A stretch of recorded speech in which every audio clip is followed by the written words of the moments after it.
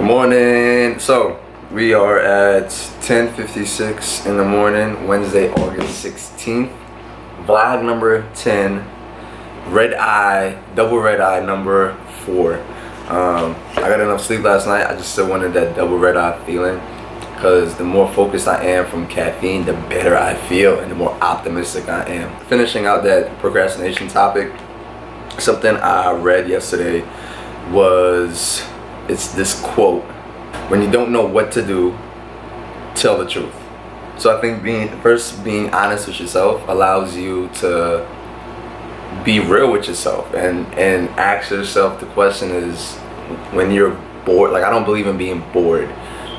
You have a smartphone and you have freedom and life and blah blah blah. Just go out and do something. And even if you can't do something, go research a topic. Like, you're not the smartest person in the world. Learn something that you're interested in.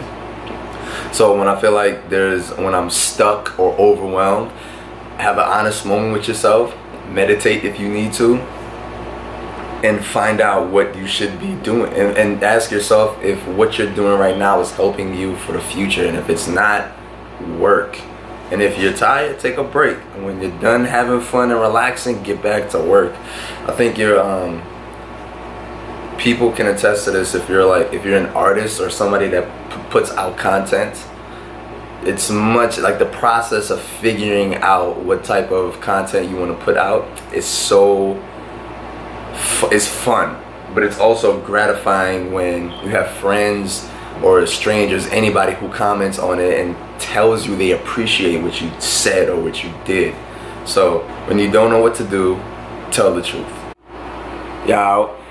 Quick question. So if you reflect on what you did today and everything you said to others, do your words and your actions, are you satisfied with your words and your actions for the previous day? And I ask that because most people, including myself, are unaware of the things that we do and say to others. And especially let's focus on just your actions, right? So as far as like being productive, because if you are happy where you are in life, then there was no reason to reevaluate what you're doing, because it's working. But if it's not working and you need to make an adjustment and you need to change your ways and you need to think about everything that you do and how it affects someone else. So say like you're in a relationship and there's certain things you can't do because you're no longer single. So if you for once in a while do a single person action, it's gonna affect the person that you're in a relationship negatively. That's what I'm gonna say.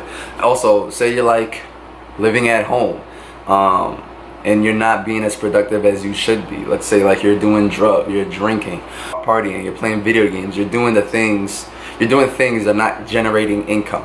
And because of that, somebody else has to take the load from you and work a little bit harder, get less sleep, eat unhealthy because they don't have time to cook, and blah blah blah. The list goes on. So my question is, are you aware of everything that you're doing, and how is it affecting somebody else? Like every time you decide to be lazy, sleep in, not study, not go back to school, not apply for another job, things like that, it's affecting somebody else that has to work harder because you're not picking up the slack and you're not bringing enough to the table.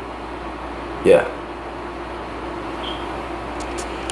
Good evening.